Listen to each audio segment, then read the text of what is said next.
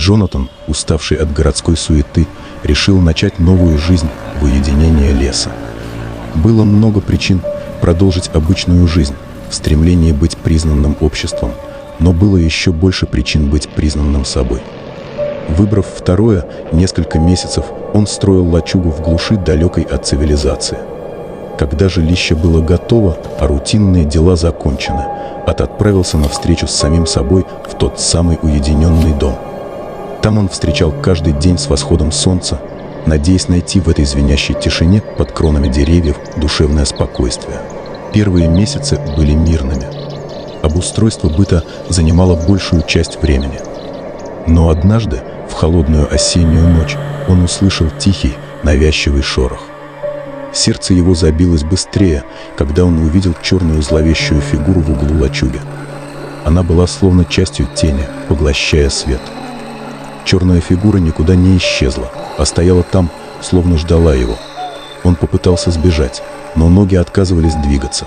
Вскоре он потерял сознание. Проснулся он на следующее утро, лежа на полу своей лачуги. Все выглядело обыденно, как будто ничего не произошло. Он решил, что это был кошмар, вызванный одиночеством и тяжестью новой жизни.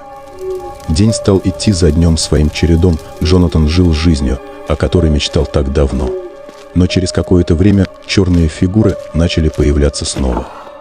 Они стали его постоянными спутниками, всегда прячась в углах комнаты, но никогда не приближаясь. Ночью и днем. Все чаще. Он видел их, когда готовил еду, когда читал книги. Порой чувствовал их даже во время сна. С каждым днем они становились все более реальными, а звенящая тишина в эти моменты становилась все более тяжелой. Джонатан понял, что теряет рассудок.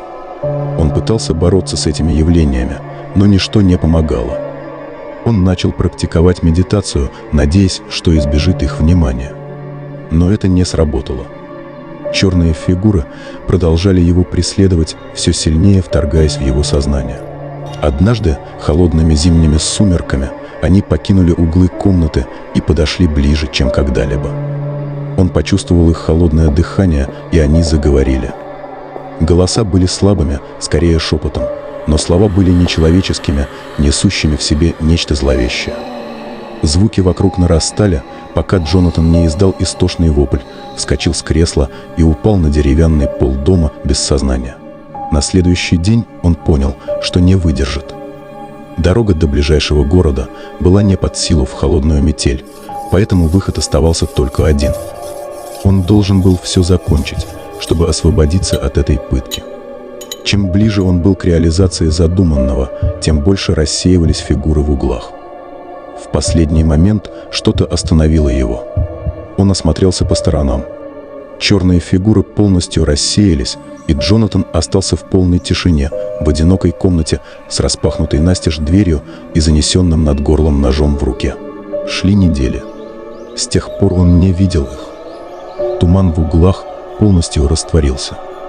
Джонатан часто размышлял, что это были за сущности и почему они исчезли.